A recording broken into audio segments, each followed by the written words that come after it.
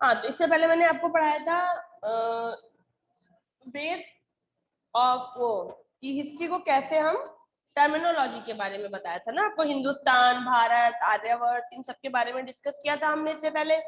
अब हमारा आज का है सोर्स ऑफ हिस्ट्री। आप हिस्ट्री के बारे में कैसे जानोगे?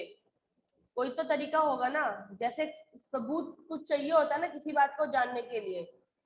कैमरा ऑन रखिए प्लीज सब लोग, अंशुल हैंड डाउन कीजिए। आप कोई भी चीज आपको जानी, हिस्ट्री क्या है, पास्ट की बातें हैं, तो उसको आपको कैसे पता चलेगा? कोई तो एक आपको प्रूफ चाहिए होगा ना, कि आपको मैं कैसे प्रूफ करूं कि ये चीज हिस्ट्री में हुई, तो कुछ आपको ऐसा दिखाऊं, कुछ ऐसा बताऊं। ठीक है, तो इन्हीं, चाहे मुझे ही बताने के लिए कहीं ना कहीं से लोगों ने प्रूफ कलेक्ट किए, वो प्रूफ मैं आपको दूंगी, आप आगे जो ट्रांसफर करोगे, तो एक तरीके से वो सोर्स हो जाता है। ठीक है, प्रूफ को सोर्स भी कहते हैं। तो दो तरह के सोर्स होते हैं जिनसे आप किसी भी चीज के बारे में, या तो वो कहीं लिखा हुआ मिले या कोई आई विटनेस हो। आप एज अ क्राइम को लीजिए, क्या है, जब क्राइम होता है तो पुलिस क्या पूछती है, देखती है, ढूंढती है ना कि बंदे ने कुछ लिखा हो या किसी कहीं पे रिकॉर्डेड हो, ढूंढती है ना। आजकल तो मल्टीमीडिया, तो लोग मोबाइल वीडियो सारा कुछ सर्च करते हैं। अदरवाइज पहले फिंगरप्रिंट्स लिया जाता था, उसमें क्या क्या छुआ होगा क्रिमिनल ने, हो गया। मान लीजिए किसी बॉडी को बरीड कर दिया गया, तो लोग सर्च करते हैं कि उस बॉडी में कुछ ऐसा मिल जाए जो बंदे का हो जिसने उसको बरी किया था। तो ऐसी चीजें प्रूफ हो जाती हैं। तो उसमें दो तरह के सोर्सेस आते हैं, वो है लिटरेरी सोर्स, यानी लिटरेरी, लिटरेसी से बना, पढ़ा हुआ, लिखा हुआ। ठीक है, साक्षरता, वैसे तो लिटरेसी में साक्षरता होती है, बट लिटरेरी मीन्स लिखित होता है, लिखे हुए। ठीक है, by the medieval period in India, literary sources were the much more as compared to those available in ancient India. By this time, paper had become cheap and people had started recording important events. Medieval period में literary sources जो थे वो बहुत ज्यादा available थे प्राचीन काल के अकॉर्डिंग, यानी प्राचीन काल जो था जब पेपर नहीं था उसके अकॉर्डिंग। मिडवल जो टाइम आया आपका एशियन के बाद, जो मिडवल आया यानी कि हड़प्पा के बाद जो काल शुरू हुआ, जब सल्तनत शुरू हुई, तब जो पीरियड था उसमें अधिकतर लोगों ने पेपर का यूज करना शुरू कर दिया। पेपर बहुत ज्यादा उस वक्त सस्ता था और बहुत ज्यादा चीप था, तो लोग उसमें हर इंपॉर्टेंट इवेंट्स को लिख देते थे। These recordings had been collected by wealthy people of the past or have been preserved in temples, monasteries and archives. और ये जो रिकॉर्ड था इसको वेल्दी पीपल्स के द्वारा भूतकाल में, पीछे बीते हुए काल में कलेक्ट किया जाता था, या इसको मंदिरों में, मोनास्ट्री यानी मठों में, जो बौद्ध मठ होते थे उनमें, या जो आर्चीव्स होते थे, आर्चीव कहा जाता है जो डॉक्यूमेंट्स को कलेक्ट करके, एक म्यूजियम टाइप होता है आर्चीव का, आर्चीव कलेक्शन होता है डॉक्यूमेंटेड का, वहां पर इनको सुरक्षित कर दिया जाता है। People also started writing holy text and the chronicles started gaining importance as, I think सबके पास बुक है, वो लोग अपने अपनी बुक पर देखते चले मेरे साथ।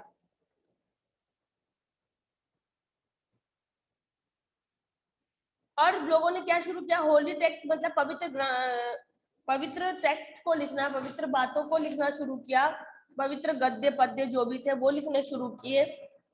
क्रॉनिकलर्स लिखना शुरू किया। क्रॉनिकलर्स होते हैं इस इवेंट के बाद ये हुआ, इस इवेंट के बाद एक घटनाओं का क्रमबद्ध वर्णन करना होता है क्रॉनिकलर्स। ओके, और इसकी जो जो लिखने की मेथड होता है उसको क्रोनोलॉजी या टाइमलाइन भी कहते हैं, क्रोनोलॉजी वैसे कहा जाता है, और जो लोग लिखते हैं वो क्रॉनिकलर्स होते हैं।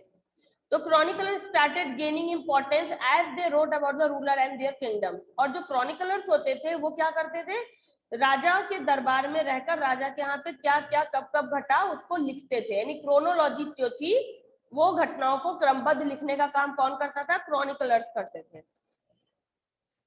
Deciphering these texts is something a difficult task for historians, as some of these texts have been written in ancient language, none only by a few today, and the quality of these manuscripts has deteriorated so much over the centuries that they are hardly legible. अब जैसे आपको French language दे दी जाए, नहीं आती, पढ़ सकते हो? नहीं पढ़ सकते हो, नहीं पढ़ सकोगे ना। Anshul, I am here. तो उसी तरह जो पुराने समय में लिखा हुआ है, बहुत लोग उन मनुस्क्रिप्ट क्या होती है, हैंड रिटन रिकॉर्ड जो होते हैं उनको मनुस्क्रिप्ट कहा जाता है, उनको आज के समय में बहुत लोग नहीं पढ़ पा रहे हैं। और बहुत सी ऐसी भी मनुस्क्रिप्ट हैं जो खराब हो चुकी हैं, जिनमें समझ में नहीं आ रहा कि क्या लिखा हुआ, आधा लिखा है आधा नहीं लिखा हुआ है, बिगड़ गया, नष्ट हो गया। ओके, तो पुरानी भाषा में लिखे हुए हैं, यानी मिडिवल पीरियड से पहले जो लैंग्वेज थी उसमें लिखे हुए, तो मिडिवल पीरियड के लोग उनको नहीं समझ पाए। और अब जो मिडिवल पीरियड में लिखा गया उसको आज के समय में बहुत कम ही लोग हैं जो वो पढ़ पाते हैं, क्योंकि वो लैंग्वेज तो वहां कोई तो था नहीं आज के जमाने का जो उनको सीख कर आता। इसी तरह धीरे धीरे वो पास ऑन होते होते आइए तो 2 4 10 लोग ही होते हैं जो उसे जान पाते हैं, तो हर कोई बहुत मुश्किल से उन्हें पढ़ पाता है। ये उस लिटरेरी सोर्स की ये दिक्कत है, प्रॉब्लम है। Sometimes scribes would miss a word or misrepresent an idea which changes its meaning. कभी कभी क्या होता है, जो लिखा हुआ होता है वो मिस हो जाता है, उसका एक कोई वर्ड मिस हो गया। मान लीजिए कबूतर लिखा है तो बा मिस हो गया तो कतर बन गया, बना। या कबूतर लिखा है तो राम मिस हो गया, कोई बात उन्होंने ऐसा कबूतर के मतलब एक वर्ड मैंने लिया। तो इस तरह जो भी है, तो मिस हो जाने से या मिस रिप्रेजेंट हो जाने से जो विचार उन्होंने लिख कर दिए, उस जब वर्ड मिस हो गया तो आइडिया का मीनिंग बदल गया।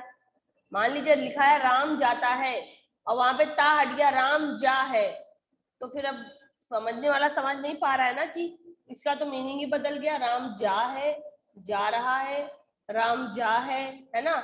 या राम एक लड़का है, राम लड़ है, राम लड़ है क्या होता है, मतलब इस तरह जो वर्ड होते हैं उनकी मीनिंग बदल जाती है, जिससे बहुत सारी प्रॉब्लम क्रिएट होती है। Sometimes even chroniclers revise their work and leave historians with 2 different copies of the same book. कभी कभी क्रॉनिकलर्स होते हैं कि वो अपने काम को दोहराना शुरू करते थे, तो वो इतिहासकारों एंड लीव लिखते थे और छोड़ देते थे। तो historians with 2 different copies of the same book, यानी कि अगर मैं आपसे कहूँ एसएससी की पहले आपने एक कॉपी बनाई और फिर मैं आपसे कहूँ दूसरी कॉपी बनाइए, तो आप भी करेंगे ना, कुछ चीजें छोड़ देंगे ना, या आपसे गलती से छूट जाएंगी, तो आपकी दोनों कॉपियों में कुछ अलग अलग रहेगा, सेम चीज वहां पर फॉलो हो जाती थी। लिटरेरी सोर्स इंक्लूड प्रशस्ति या इयोलॉजी। प्रशस्ति कहते हैं प्रशंसा पत्र को, ठीक है, प्रेजिंग लेटर होता था। The prashasti was generally written in the praise of the ruler, जो राजा को प्रसन्न करने के लिए या राजा को की बड़ाई के तौर पे लिखा जाता था कि आप बहुत अच्छे हैं, आप ये है वो, उनको एज अ बड़ाई के तौर पे लिखा जाता था, वो होता था प्रशस्ति। पूछा जा सकता है व्हाट इज प्रशस्ति, अब मीनिंग ऑफ प्रशस्ति तो आपको पता चलना चाहिए। Written in the praise of the ruler, मेन इसका मीनिंग बस इतना है, written in the praise of ruler with the exception of Rajatarangini by कल्हड़।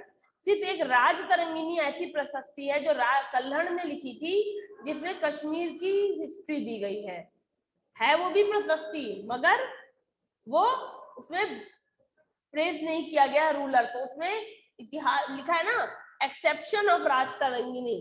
राज तरंगिनी के अलावा सिर्फ एक राज तरंगिनी एक ऐसी बुक है जो प्रशस्ति होते हुए भी पर प्रशस्ति नहीं है, उसमें किसी राजा की किसी रूलर की बड़ाई नहीं की गई है, उसमें हिस्ट्री है कश्मीर की, ठीक है, कल्हड़ ने लिखी थी। प्लीज इस बुक को अंडरलाइन कर लीजिए, क्योंकि बुक्स नेम आते हैं, एसएससी में भी पूछे जाते हैं, जीके में भी आपसे पूछा जाता है, तो अब इसको ऐसे अंडरलाइन कर लीजिए, Rajatarangini by Kalhana. The literary work of Arabic and Persian writer are the most important source of information on the early medieval period. उस वक्त जो लिटरेरी सोर्स था, जो लिखित काम था, उसमें अरब और पर्शियन राइटर्स ने भी बहुत इंपॉर्टेंट काम किया, और इंफॉर्मेशन हमें मिडवल पीरियड की अर्ली, यानी अर्ली मिडवल पीरियड क्या, वो जो शुरुआत का मिडवल पीरियड था उसके बारे में भी अपने राइटिंग्स में बताया। Some examples include the तारीख-ए-हिंद by Al-Biruni. तारीख-ए-हिंद Al-Biruni ने लिखी थी, जैसे उसके एग्जाम्पल है पर्शियन और अरबियन जो इंफॉर्मेशन दी गई थी उसके हैं, जिनमें आपको अर्ली मिडवल पीरियड का रिकॉर्ड मिलेगा। अल बरूनी के द्वारा, और किताबुल यामिनी के जो मोहम्मद गजनी ने लिखी थी, ठीक है, मोहम्मद गजनी की अर्ली लाइफ के बारे में लिखी गई। And the Kitabul Yamini which describe the life of Mohammad Ghazni, I think ये भी अल बरूनी ने ही लिखी है।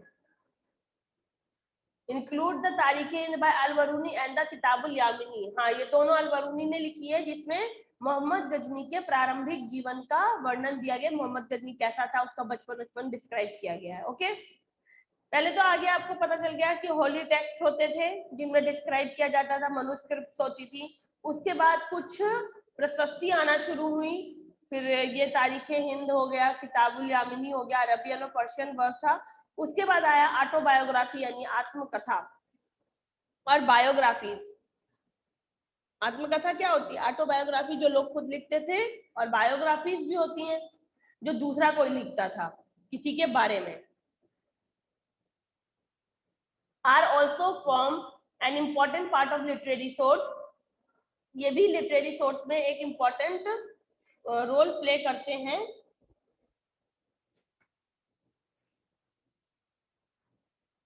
सम popular example of autobiographies are Babur's Baburnama, ये बाबर की बुक है बाबरनामा, विच गिव इन, इसको लिखा था बाबर की बाबरनामा को गुलबदन बेगम ने, आई थिंक उनकी बहन या वाइफ थी, इस वक्त मेरे को बिल्कुल ध्यान नहीं आ रहा। गुलबदन बेगम इसकी राइटर है, इसकी राइटर का नाम गुलबदन बेगम है, गुलबदन बेगम, which gives information about the geographical features of the Indian subcontinent। और बाबर की जो ऑटोबायोग्राफी है उसमें भारत के भौगोल, भारत की जोग्राफिकल फीचर्स का वर्णन किया गया है। इसी बुक में बाबर ने बताया है कि पंजाब, हरियाणा, हिंदुस्तान किसको कहा है उसने, मिनाजे सिराज के बाद बाबरनामा में मिलता है कि पंजाब, हरियाणा और उत्तर प्रदेश का जो एरिया है उसको बाबर ने उसमें हिंदुस्तान कहा है। The Indian Tujuke-e-Jahangiri, which throws light on the Jahangir personal life and administrative affairs of this kingdom, and Prithvi Raj Raso by Chandra Bardai। तुजुके-e-Jahangiri, अभी मैं बताती हूँ किसने लिखी है तुजुके-e-Jahangiri। और उसके बाद एक बुक थी, ये जो तुजुके-e-Jahangiri है, ये जहांगीर की पर्सनल लाइफ और प्रशासनिक जो उसके अफेयर्स थे, मतलब प्रशासनिक मुद्दों से रिलेटेड बुक है ये। और एक है पृथ्वीराज रासो बाय चंद्र बरदाई, ये बहुत फेमस बुक है पृथ्वीराज रासो, ये पृथ्वीराज रासो की बुक है जिसको चंद्र बरदाई ने लिखा था। चंद्र बरदाई उसके दरबार के कवि थे जिन्होंने उसके बारे में लिखा है अपनी बुक में। आप भी सर्च कर सकते हो कि तुजुके-ई-जहांगीरी किसने लिखी है। जहांगीर,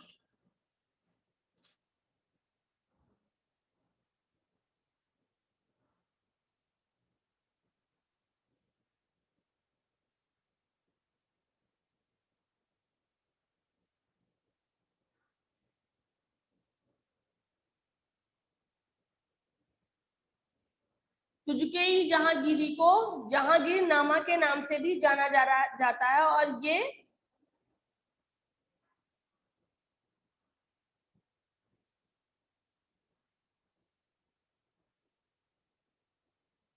ये जहांगीर ने ही लिखी है अपनी ऑटोबायोग्राफी, जहांगीर ने खुद लिखी है, इसके राइटर भी जहांगीर ही है।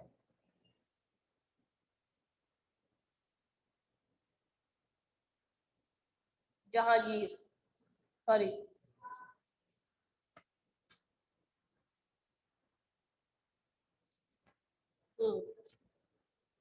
जहांगीर। ओके, पृथ्वीराज रासो की चंद्र बरदाई है।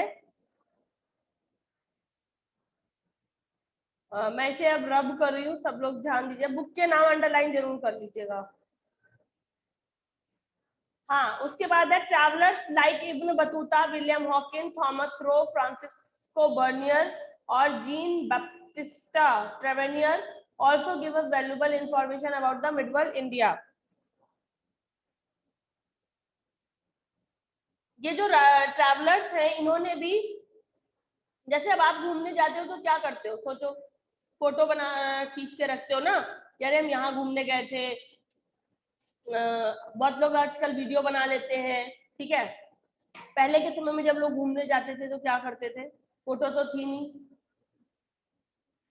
तो लोग क्या करते थे, उसको लिख लेते थे डेट वाइज कि मैं फला तारीख को यहाँ से गया, फिर मैं बस में, एक डायरी लिखना जिसको कहते हैं ना, वैसे। तो जो ये इब्ने बतूता है, विलियम हॉकिंस है, थॉमस रो है, फ्रांसिस्को बर्नियर है, जीन बप्तिस्टे हैं और ट्रेवेनियर, ये जो उस वक्त के राजा महाराजा थे, जैसे बाबर के समय में कोई आया था, कोई जहांगीर के समय में आया, जहांगीर के समय में थॉमस रो आया था। इब्न बतूता, इब्न बतूता आया है, इसको आप लोग ढूंढना किसके शासन काल में आया था इब्न बतूता। ये जो आए थे ये क्या थे, लोग राजदूत भेजते हैं ना दूसरे देशों से, लोग यात्री आते हैं ना देखने, जब बड़ाई होना शुरू होती है लोग देखने आते थे पहले, कि देख कर आते हैं कि ऐसा कैसे संभव है, वहां पे इतना अच्छा शासन चल रहा है, तो दूसरे देश के लोग अपने यहाँ से यात्री भी जाते थे घूमने के उस पर, वो आते थे। और फिर जब यहाँ से वापस जाते थे ना, तो उस राजा के दरबार में वो मेहमान की तरह रहते थे, तो वो एक अकाउंट लिखते थे कि मैं फला तारीख को यहाँ आया, इस राजा के दरबार, इन्होंने मेरा अच्छे से स्वागत किया। फिर वो दिन भर घूमते थे, पूरे राज्य में भ्रमण करते थे जगह जगह राजा के, फिर उसमें सामाजिक वर्णन देते थे, राजा के राज्य में समाज समाज 4 भागों में विभाजित था, हिंदू, मुस्लिम और वैसे शूद्र थे, ब्राह्मण ये काम करता था, क्षत्रिय ये काम करता था, आर्थिक व्यवस्था ऐसी थी कि बहुत अच्छे से सब काम होता था, राजा सबको न्याय देता था, मतलब हर चीज का डिस्क्रिप्शन वो एक बहुत विस्तार में लिखते थे, उनको ट्रैवलर अकाउंट कहा जाता है। महीना साल वो रहकर पूरा जाते थे, और तब तक राजा हटा या राजा का किन किन से लड़ाई हुई, क्या जीत हार, उन सब का वर्णन वो अपने राइटिंग में लिखते रहते थे। ओके, तो वो होता था ट्रैवलर्स अकाउंट, उससे बहुत सी जानकारी मिलती है। अब आते हैं आर्कियोलॉजिकल, तो पुरातात्विक, वो कहते हैं इनको, आर्कियोलॉजिकल को बोलते हैं पुरातात्विक। This was the period when the construction of the magnificent building such as the temple, fort, places, इससे पहले भी आप पढ़ चुके हो, पैलेसेस, took places, वो चीजें जैसे कि बिल्डिंग है जिनको कंस्ट्रक्ट किया जाता था, मंदिर है, किले हैं, महल है, ये सब इनमें आते हैं। इसके अलावा क्वाइन, ऑर्नामेंट, जेवर और हथियार भी बहुत सारी जानकारी मिडवल सोसाइटी की देते हैं। In South India records of the land grants were inscribed on the copper plate.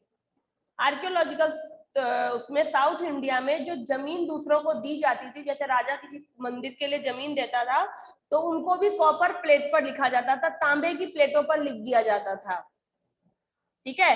तो वो भी आर्कियोलॉजिकल सोर्स है, क्योंकि वो भी अगर हमें कहीं खुदाई में मिलती है, ठीक है, लिखा हुआ कागज पत्ते पर लिखा हुआ नहीं है, किसी कपड़े पर लिखा हुआ नहीं है, वो कॉपर की प्लेट पर लिखा हुआ है, इसलिए वो आर्कियोलॉजिकल सोर्स है, ठीक है, और उससे जानकारी मिल रही है। Building and monuments. The medieval period has witnessed the construction of innumerable monuments and the building that help us to reconstruct the time period which they were built. जो बिल्डिंग और मॉन्यूमेंट्स है वो हमें क्या बताते हैं, वो किस टाइम पीरियड में बने थे, क्यों बनवाया गया, उनको बनवाने में क्या क्या मतलब किस चीजों से वो बने, रीजन क्या था, ठीक है, और वो बने तो क्या क्या फायदे हुए, ये सारा कुछ हमें बताते हैं, उस टाइम पीरियड से हमें ले जाकर जोड़ते हैं। जैसे मैं भी आपको बताऊं, कुतुब मीनार है, क्यों बना, किसने बनवाया, तो आप उस टाइम पीरियड में पहुंच जाओगे कि हाँ अच्छा कुतुबुद्दीन ऐबक ने बनवाया, इसलिए बनवाया, इसकी बनावट ऐसी, इस पर ये लिखा हुआ, तो आपके अंदर एक उत्सुकता आने लगती है। It help us the it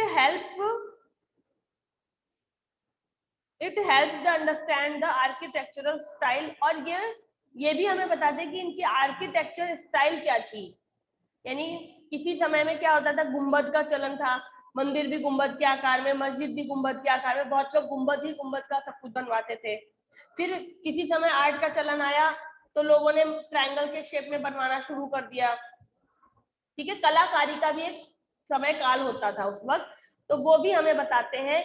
different material क्या क्या यूज हुए मिडवल पीरियड में, वो भी हमें बताते हैं। Monuments also exhibit the economic condition of ये, और मॉन्यूमेंट जो होते हैं वो हमें क्या बताते हैं, उस वक्त की आर्थिक कंडीशन कैसी थी, अगर वो बहुत अच्छे लाल पत्थर, महंगे पत्थर से बना है तो यानी बहुत अच्छा वो था उस वक्त। अगर वो बस ऐसे ही ईंट गारे से जोड़ के बना दिया गया तो अरे कंडीशन खराब थी, बनवाया है उसने, खाली ये होता है।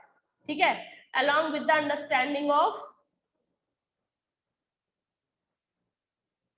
along with the understanding of the culture and the religious belief of the people। और उससे हमें ये समझ में आता है कि रिलीजियस और कल्चरल विश्वास लोगों का कैसा था। जैसे कुतुब मीनार है, रेड फोर्ट है, जामा मस्जिद है, ये सारी जो फेमस मॉन्यूमेंट्स हैं ये मिडवल पीरियड के समय बनवाई गई। इन्वेस्टिगेट है द वर्ड शाहजहां,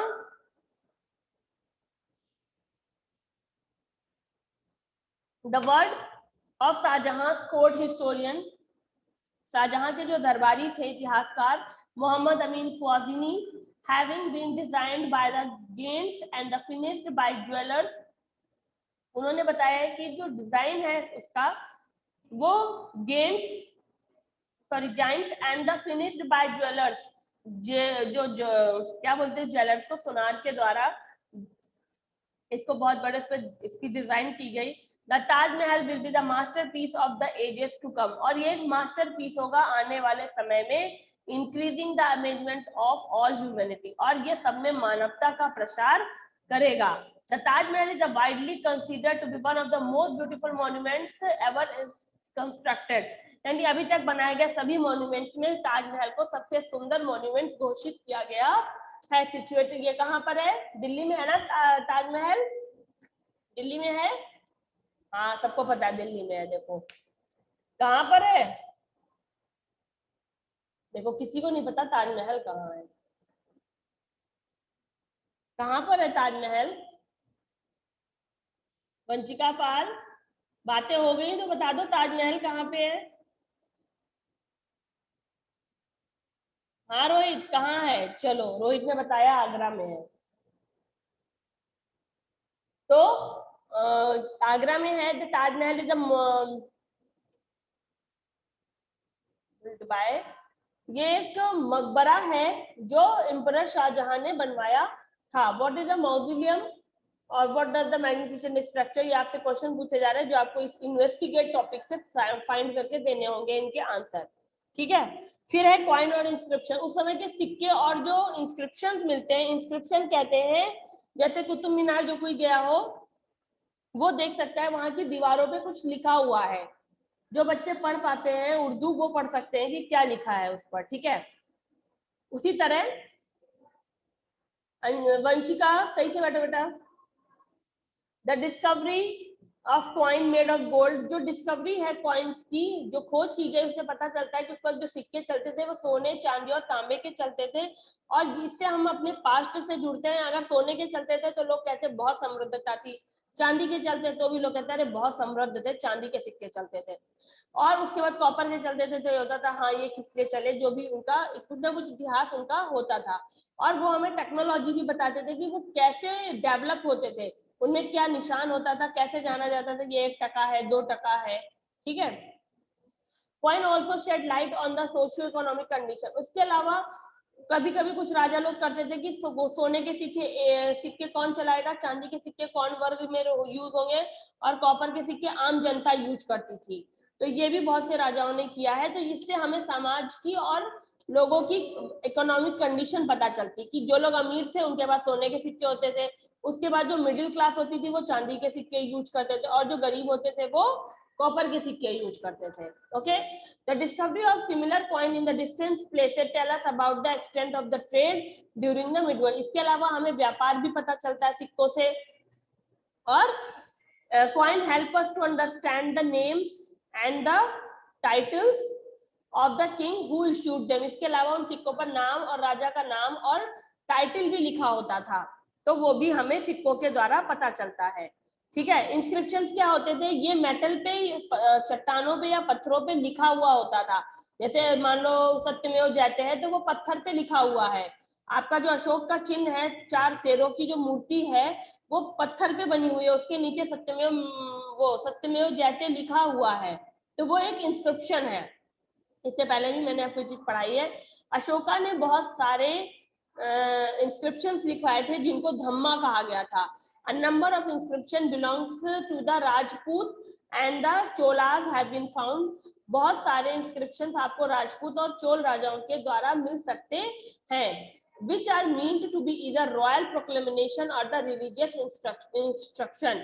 या तो उनमें कोई बहुत राजशाही उद्घोषणा की गई है या फिर उनमें कुछ धार्मिक बातें बताई गई हैं। पेंटिंग एंड स्कल्पचर, स्कल्पचर माने मूर्ति होता है और पेंटिंग आप सबको पता है क्या होती है। A lot of Arabic and Persian influence be seen in the art and architectural of the medieval period. The painting generally portray mythological scenes, quote theme of religion. A classic example of painting during the Mughal period is the miniature painting. In this, natural color were used.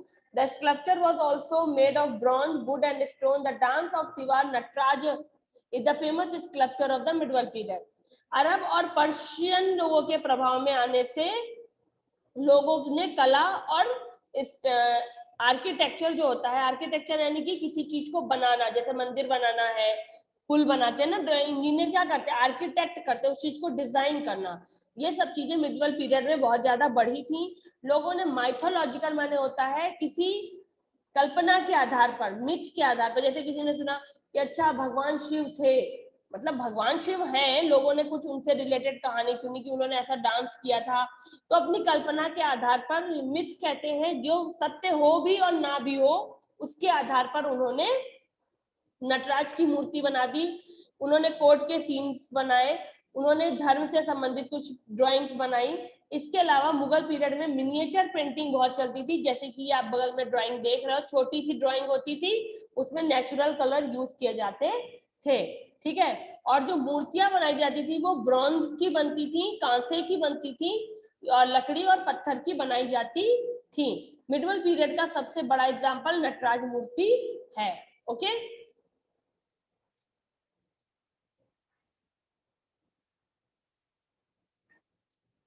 हाँ, तो फिर ये था आपका, यहाँ पे ये complete हुआ।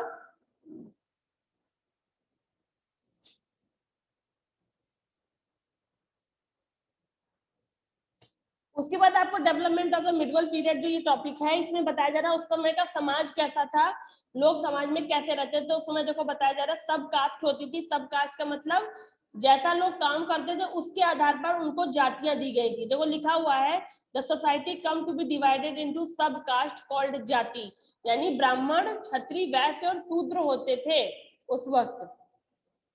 और जो ये सब कास्ट होती थी इनको उनके काम के आधार पर बांटा गया था, यानी ब्राह्मण का काम था शिक्षा देना, क्षत्रिय का काम था लोगों को बचाना, रक्षा करना, और वैश्य का काम था सबकी सेवा करना, और शूद्र का काम था समाज की साफ सफाई करना। People belonging to the same profession belong to the same sub caste. अगर लोग उसी प्रोफेशन से बिलोंग कर रहे हैं तो वो उसी कास्ट में रहेंगे, यानी अगर कोई सफाई करने का काम करता है तो वो शूद्र कहलाता था।